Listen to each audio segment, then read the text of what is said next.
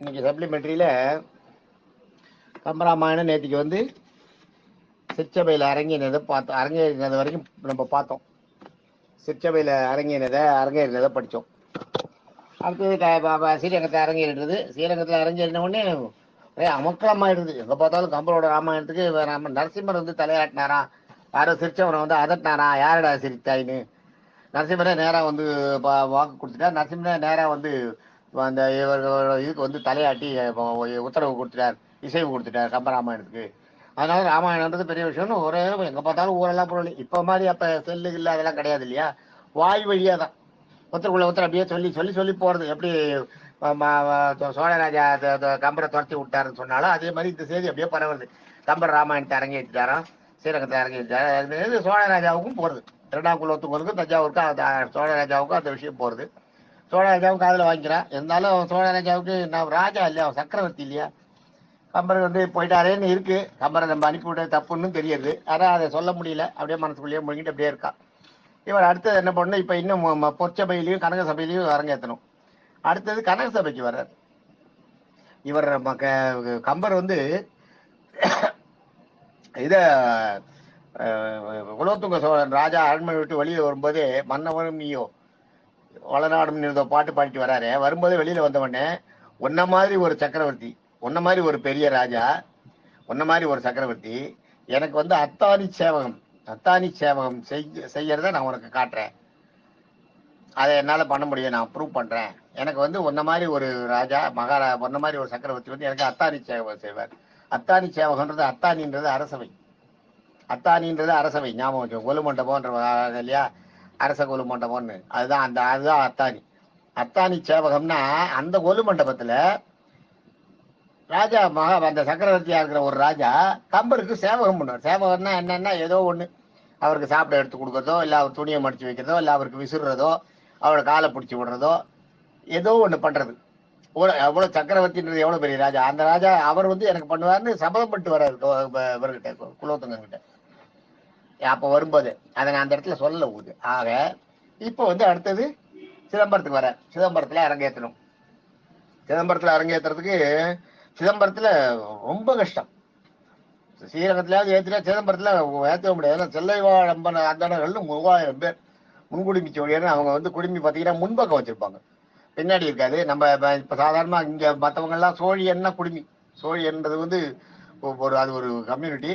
குடுமி முன்னாடி வச்சுக்கிறது வந்து முன்குடுமி சோழியன்னுவாங்க. சோழியன்ன்றது அந்த பிராமண கம்யூனிட்டி. அது ஒரு அந்த அது ஈஸ்வரனை தொட்டு கைங்கரிப்பட்டாங்களே அவங்களுக்கு அந்த சோழியர் பரம்பரை இருக்க. அது 3000 தீட்சிதர்கள்னு வாங்க. அவங்கள 3000 தில்லைன்னா சிதம்பரம், தில்லைவாழ் அந்தணர்கள் 3000 பேர் தீட்சிதர்கள். இவங்க குடும்பத்திலேருந்து நீங்கள் பொண்ணு வெளியில் எடுக்கவே முடியாது. அதே மாதிரி பொண்ணை வெளியில் கொடுக்கவும் மாட்டாங்க, பொண்ணை உள்ளே சேர்க்கவும் மாட்டாங்க. அந்த 3000 குடும்பத்துக்குள்ளேயே உறவுகள்லாம் கல்யாணம் எல்லாமே வந்து அந்த 3000 குடும்பத்துக்குள்ளே வந்து அவங்களுக்குள்ளேயே அவங்க அதாவது தில்லைப்பெண் எல்லை தாண்டாள்னு ஒரு பேரே இருக்கு.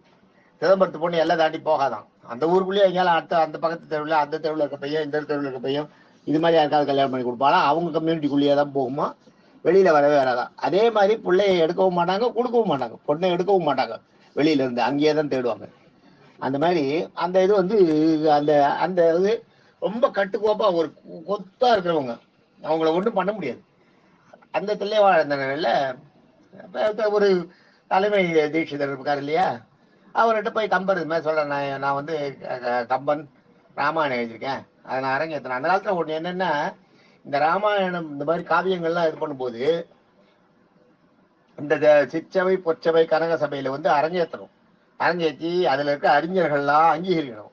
அங்கீகரிச்சாதான் அதை வந்து நீங்கள் வெளியில் வந்து ஒரு பெரிய காவியமாக எடுத்து எல்லா இடத்துலையும் பஜனை கஜனை போட்டு கோஷ்டி போட்டு சொல்கிறதுன்றதெல்லாம் பண்ணலாம். மற்றபடி ஏதாவது உள்ளுக்குள்ளே சின்ன சின்ன மண்டபங்களில் வச்சு ஏதாவது அது இது சொல்லலாமே ஒழிய உங்களுக்கு பெரிய லெவலில் அதை வந்து அங்கீகரிக்கப்படாது. இந்த 3 சபையில் உங்களுக்கு அது அரங்கேறி இருந்தால் மட்டும்தான் அங்கீகரிக்கப்படும். அங்கீகரிக்கப்படாததுன்றது இப்போ இருக்கு இல்லையா, அது மாதிரி அங்கீகரிக்கப்படாத நீங்கள் ரொம்ப தூரம் பண்ண முடியாது. அது ராஜாவுக்கு தெரிஞ்சதுன்னா அது வந்து சிறைச்சேத வரைக்கும் அதுக்கு குற்றம் கொடுக்கலாம். அந்த இதுக்கு அந்த மாதிரி பண்ணுறதுக்கு, அந்த மாதிரி இந்த காவியங்களை அது மாதிரி பண்ண முடியாது. அதுதான் அதனால தான் கம்பர் வந்து இதை அரங்கேற்றணும். 3 சபையில் முதல்ல அரங்கேற்றினா தான் உலக அளவில் கொண்டு போக முடியுது, நம்ம இந்த அகில இந்திய அளவில் கொண்டு வர முடியும். அப்படின்றது கம்பருக்கு தெரியாது. நான் வடநாட்டுக்கெல்லாம் இது தெரியணும். இங்க வால்மீகி ராமாயணத்தை பார்த்து கம்பர் ஒருத்தர் எழுதியிருக்காருன்னு தெரியணும்னா நிறைய இங்க ப்ராப்ளம் ஆகும். அப்பதான் அது வடநாட்டுக்கும் பரவும். திராவிட மொழியில ஒரு இதை பண்ணியிருக்காங்க அப்படின்னு. கம்பர் வந்து இந்த பாட்டை இதை வந்து அந்த தீட்சிதர்கிட்ட போறார். ஆமா, தீட்சிதரோட தலைவர்கள்ட்ட போய் நான் கம்பர் ராமாயணத்தை அரங்கேற்றணும்னு நினைக்கிறேன் அப்படின்னு கேட்கிறார். கேட்கும்போது அவர் தீட்சிதருக்கு என்னன்னா, அவருக்கு அதே தான் ஸ்ரீரங்கம் மாதிரியே தான். அவருக்கு வந்து கம்பரோட இது வந்து ஸ்ரீரங்கத்துல வந்து நரசிம்மர் தலையாட்டினதும் இது பண்ணதும் அந்த செய்தி அவர் காதுக்கும் வந்திருக்கு. ஆமாமா, எனக்கும் வந்து இந்த செய்தி நம்ம. ஆனா நான் எப்படி பண்ண முடியும், இந்த 3000 பேர் நான் சேர்க்கணும் அப்படின்ட்டு நம்ம 3000 பேருக்கும் அப்பீல் எல்லாம் கொடுக்குறாரு. இவர் கம்பர் போய் கம்பர் அவர் என்ன சொல்ல, 3000 பேரை சேர்க்க வேண்டியது உங்க பொறுப்பு. நீங்க 3000 பேரை கொண்டு இந்த கனக சபையில நடராஜர் சபை, கனக சபைன்றது நடராஜர் டெம்பிளுக்கு முன்னாடி இருக்கு, நடராஜர் சன்னதிக்கு முன்னாடி கனக சபைன்னு இருக்கும். அந்த சபையில கொண்டு அந்த இடத்துல கொண்டு இந்த 3000 பேரை சேர்க்க வேண்டியது உங்க பொறுப்பு. அதுக்கப்புறம் நீங்க அதை பண்ணுங்க. என்னால போய் 3000 பேர் இந்த இது சொல்ல முடியாது. நீங்க இந்த 3000 பேர் இங்கதான் இருக்காங்க, இதுலதான் இருக்காங்க, எல்லாருமே சிதம்பரத்துல இருக்காங்க. நீங்க போய் சொல்லி அவங்கள கனக சபைக்கு வர வச்சிருங்க, அரங்கேற்றம் பண்ணுங்க, நான் வந்துடுறேன், எனக்கு ஒண்ணும் இல்லைன்னு சொல்லி அந்த தலைமை தீட்சிதரை சொல்லிடுறாரு. இவர் ஒவ்வொரு வீடா போய் 3000 வீட்லயும் போய் நான் இந்த மாதிரி நான் நாளைக்கு இதுல 10 மணிக்கு அரங்கேற்றம் வச்சிருக்கேன், ராமாயண அரங்கேற்றம் வந்துருவான்னு சொல்லிட்டு வருவார். ஆஹா வந்துடுறேன்னு சொல்லுவாரு. இவர் வந்த உடனே ஒரு ஆசாரி, இது பொற்கொல்லன் ஜாதியை சேர்ந்தவன், இவனுக்கு போய் நம்ம பண்ணணுமா, இவன் நம்ம போய் நிக்கணுமா, அது கிட்ட போகாத விட்டுறது யாராவது. அதாவது தீட்சிதரும் ஆர்டர் போட்டார். தீட்சிதரும் எல்லாருக்கும் ஒரு உத்தரவு போட்டார், எல்லாரும் வந்துடணும்னு. ஆனாலும் யாராவது ஒத்தர் ஸ்கிப் ஆகுது, உடம்பு சரியில்லை, தலைவலி, அது இதுன்னு 3000 பேர் இல்லாத அரங்கேற்ற முடியாது. இது கம்பருக்கு வந்து பெரிய தலைவலியா போச்சு. எழுதி 3 மாசத்துல எழுதின வழியா அரங்கேற்றவே முடியலையே. 1 வருஷம் ஆயிடுது. அதுக்குள்ள 3 மாசத்துல அரங்கேற்றதுல சிதம்பரத்துல இந்த மாதிரி சொல்ல வர்றது என்னது அவருக்கு ஒன்றும் புரியல, என்ன பண்றதுன்னு. அப்படியே சிதம்பரத்திலே இருக்காரு. அப்போ ஒரு நாள் என்ன ஆயிடுதுன்னா, அது தலைமை தீட்சிதர் இருக்கார் இல்லையா, அவரோட பிள்ளைய பாம்பு கடிச்சிருது. பாம்பு கடிச்சு அந்த பிள்ளை செத்து போறது. செத்து போன உடனே சாவு இல்லையா, அந்த 3000 தீட்சிதர்களும் ஒரு இடத்துல ஒன்னா வந்து சேர்றாங்க. எல்லாரும் வந்து அந்த சாவுக்கு இது அட்டன் பண்றாங்க. அட்டன் பண்ணும்போது இவர் கம்பர் அங்க போறார். அங்க போய் என்னோடதுக்கு நீங்க வராம விட்டீங்களே எல்லாரும் அப்படின்னு. சாவுல வந்து இதெல்லாம் பேசிட்டு போ தீட்டு, இங்க இதெல்லாம் பேசக்கூடாது, அப்புறம் பேசிக்கலாம் அப்படின்ற ஒருத்தரும்.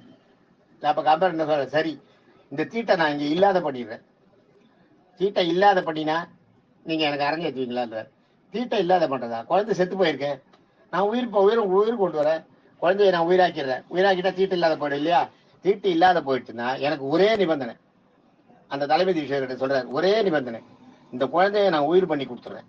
உயிர் பண்ணி கொடுத்துட்டா இப்படியே இந்த 3000 பேரும் கலையாம அப்படியே வந்து எனக்கு நான் இதா தீட்சிதரோட வீட்டுல இருந்து அப்படியே நேரா கனக சபைக்கு வந்து என்னோட ராமாயணத்தை அரங்கேற்றி கொடுக்கணும். என்ன தீட்டு கிடையாது, சம்மதமான்னு கேட்கிறார். கேட்ட உடனே தலைமை தீட்சிதர் ஆஹா தாராளமா பண்ணுங்கன்றார். எல்லா தீட்சிதர்களுமே என்ன குழந்தை உயிரை வரப்போறது இல்லையா, இப்ப தலைமை தீட்சிதரோட குழந்தை உயிர் பழகி போறதுன்னா அது என்ன, இவன் எங்க பண்ண முடியும், இதெல்லாம் சும்மா வாய அளக்குறான்னு நினைச்சுட்டு அது சில சரி அது மாதிரி பண்ணா நாங்க வரவோன்னு விடுறேன். உடனே இவர் என்ன பண்றார், நாகதேவதை குறித்து ஒரு பாட்டு பாடுறார். ஆழியான் பள்ளி அணையே அவன் வரித்த வாழி வரையின் மணித்தாம்பே, பூழியான் பூனே புறமெரித்த புண்ணியனின் நானே அகல நட. இந்த 4 வரி ஒரு பாட்டு பாடுறார். ஆழியான் பள்ளி அணை, ஆழியான்னா கடல் சூழ்ந்த, ஆழின்னா கடல், கடல் சூழ்ந்த அந்த இதுல திருப்பார் கடலை பெருமாள் சயனம் பண்ணிட்டு இருக்காரு இல்லையா, அவருக்கு படுத்துக்கிறதுக்கு தலைகாணியா இருக்கிறப்ப அதான் பள்ளி அணை, அவருக்கு படுத்துக்கிறதுக்கு ஆசனமா இருக்கிறவரு, அது வந்து ஆதிசேஷனை சொல்ற. அவன் வரித்த வாழி வரையின் மணித்தாம்பே, அந்த அர்ஜுனன் கையில நாகாஸ்திரத்தை எடுத்து படத்துக்கு போட்டா பாருங்க, வில்ல வளைச்சப்ப அதுல வந்து ஒரு வரையின் மணித்தாம்பே, அந்த இதுக்கு வந்து வில்ல வளைச்சப்ப அதுக்கு வந்து அந்த நான் விட்டு அம்புடுறா இல்லையா, அந்த அம்புல நாகமா இருந்து அங்க இருந்தவரே வாழி வரையின் மணித்தாம்பே. பூழியான் பூனை, பூழியான்றது வந்து சுக்கராச்சாரியார் அசுரகுரு. பூழியான் பூனைன்னா இப்ப நீங்க சினிமாக்கள் எல்லாம் காட்டுற பாருங்க, சுக்கராச்சாரியாரை காமிச்சா அவர் கையில ஒரு தடி வச்சிருப்பாரு, அதனோட முனையில பாத்தீங்கன்னா நாகம் தான் இருக்கும். அதுதான் பூழியான் பூனை, சுக்கராச்சாரியோட கையில இருக்க தடியில இருக்க பூனை. புறமெரித்த புண்ணியனின் நானே, புறமெரித்தன்னா அந்த பிரம்மாபுரம்ன்றது அந்த இதை பார்வதி வந்து இவர்கிட்ட போறா இல்லையா, பிரஜாபதி கிட்ட, அவ அப்பா கிட்ட. ஈஸ்வரன் சொல்ல சொல்ல கேட்காத பிரஜாபதி பண்ற யாகத்துக்கு போற, தட்சன் பண்ற யாகத்துக்கு போற. பிரஜாபதியும் தட்சனும் ஒண்ணு ஞாபகம் வச்சுக்கோ. தட்சன் பண்ற யாகத்துக்கு போறா. அங்க போய் அவமானப்பட்ட உடனே இவருக்கு வந்து ஈஸ்வரன் கோபம் வந்துடுறது இல்லையா, நந்தியை விட்டு இது பண்றாரு, அடிச்சு எல்லாத்தையும் உடச்சிட சொன்னார் இல்லையா, அதுதான் ருத்ரன். இப்பயும் பைரவர் இது இருக்கே அந்த இது அதுதான். நந்தி போய் இது பண்ணும்போது அப்ப உங்களுக்கு இவர் என்ன பண்றாரு, முதல்ல நாகாசுரத்தை தான் விடுறாரு ஈஸ்வரன் பிரம்மாபுரத்தை எரிக்கிறதுக்கு. அதான் புறமெரித்த புண்ணியனின் நானே. அந்த ஊர் அது பிரம்மாபுரம்ன்றது இந்த ஊர். முதல்ல போய் நந்தி போய் அந்த இதை அடைச்சு கிடைச்சி பைரவர் நந்தியும் போய் உடைச்சு அந்த யாகத்தை இல்லாத பண்ணிட்டு வந்துடுறா. அதுக்கப்புறம் அந்த ஊரையே எரிக்கிறார். அப்ப இந்த நாகாசுரத்தை தான் விடுறாரு ஈஸ்வரன். நாகாசுரத்தை விட்டு அந்த ஊரையே எரிய சொல்றாரு. அந்த ஊரை பிரம்மாபுரமே எரியறது. அதான் புறமெரித்த புண்ணியனின் நானே. அகல நடன்னா இந்த பிள்ளைய விட்டுட்டு விலகி போ அப்படின்றார். அப்படின்னா என்ன அர்த்தம், இந்த விஷம் உடனே அந்த விஷத்தை எடுக்கிற அர்த்தம். அந்த பாம்பு எங்க இருந்தோ வருது, 3000 தீட்சைகள் கண்ணெதிர எல்லாரும் பார்த்துட்டு இருக்கும் போது அந்த பாம்பு தான் கடிச்ச அந்த பையனோட அந்த கடிவாயில வாய வச்சு விஷத்தை உறிஞ்சிருது. விஷத்தை உறிஞ்சினவனே மறுபடியும் பழையபடி அந்த பையனுக்கு எல்லாம் மாறிடுறது. உடம்பு தூங்கி எழுந்த மாதிரி எழுந்து வர ஆரம்பிச்சிட்டான். உடனே எல்லாரும் அதிர்ந்து போய் அப்படியே என்னன்னு பிரம்ம பிடிச்ச மாதிரி நின்று போயிட்டாங்களா எல்லாம் 3000 தீட்சர்களும். என்ன இவ்வளவு பெரிய மகானா, நான் தெரியாம போயிட்டேன்னு எல்லாரும் கம்பர்கிட்ட மன்னிப்பு கேட்டு அப்புறம் நேரா வந்து கனக சபையில இந்த இந்த பாட்டெல்லாம் பாடினாராம். இதெல்லாம் ராமாயணத்தை அரங்கேற்றி அதை வந்து அந்த இது பண்ணாரு. அதுல நிறைய அந்த அந்த பாடல்கள் எல்லாம் வந்து உங்களுக்கு நிறைய இன்னைக்கு கூட சினிமா பாட்டெல்லாம் எடுத்துட்டு இருக்காரு. உங்களுக்கு என்ன இவன் பாடினதெல்லாம், நம்ம கண்ணதாசன் பாடினதெல்லாம் நிறைய இதை சேர்ந்ததுதான். ராமாயணத்துல நிறைய பாட்டு இருக்கு. ஒண்ணும் இல்ல, ராமர் வந்து இதுல போனப்ப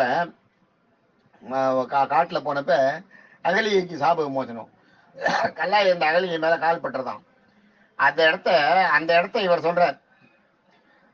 அதை சொல்லும் போது அகலிகை சாப விமோசனம் அடைஞ்சத கம்பர் சொல்றதை எப்படி சொல்றாருன்னா, இவ்வண்ணம் நிகழ்வண்ணம் இனி இந்த உலகிற்கெல்லாம், இவ்வண்ணம் நிகழ்ந்த வண்ணம் இது மாதிரி நடந்தது, இவ்வண்ணம் நிகழ்ந்த வண்ணம் இனி இந்த உலகிற்கெல்லாம் உய்வண்ணம் அன்றி மற்றும் ஓர் துயர் வண்ணம் உருவதுண்டோ, மைவண்ணத்து அரைக்கு பேரில் மைவண்ணத்து அரைக்கு போரில் மழை வண்ணத்து அண்ணலே உன் கை வண்ணம் அங்கே கண்டேன், கால் வண்ணம் இங்கே கண்டேன்.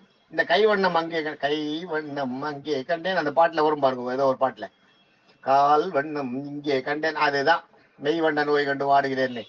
அந்த பாட்டுக்கு காரணமே கம்பராமாயணத்திலிருந்து எடுத்துட்ட வழிதான் அது. இவ்வண்ணம் நிகழ்ந்தவண்ணம் இனி இந்த உலகிற்கெல்லாம், இது மாதிரி ஒரு விஷயம் நடந்ததுன்னு இந்த உலகெல்லாம் தெரிஞ்சுக்குமா இனிமே இந்த உலகம். உய்வண்ணம் அன்றி மற்றோர் துயர் வண்ணம் உருவதுண்டோ, இது மாதிரி நடந்ததை நினைச்சு நம்மளோட கஷ்டத்தை எல்லாம் போக்கிறதுக்கு ராமர் வருவார்னு மனசுல எல்லாரும் நினைக்க ஆரம்பிச்சிடலாம்.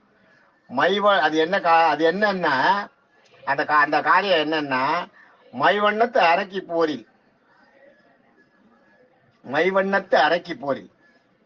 மைவண்ணம்னா கரிய நிறமுடைய, அரக்கினா தாடகை.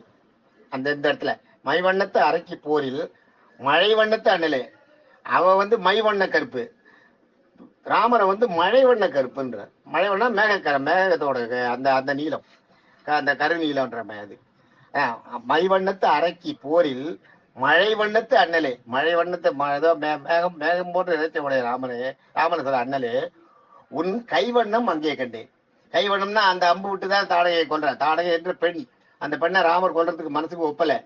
ஆனா விஸ்வாமித்திரர் சொல்றாரு, இவ தாடகைன்ற சாதாரண பெண் இல்லை, இவ அரைக்கி, இவ கெடுதல் செய்யறவ, இவளோட புற உருவ பார்க்காத, இவன் மனசுக்குள்ள இவன் வந்து தீயவள், அரக்க குணத்தை சேர்ந்தவள், உருவத்தை பார்க்காத, அம்மாவை பார்த்து இவளை கொண்டுட்டு இவளை மோட்சத்துக்கு அனுப்பு அப்படின்னு சொல்ற. அவள் மோட்சத்துக்கு தான் போறான். ஆனா தாடகை அதான் கை வண்ணம் அங்கேயே கண்டேன்.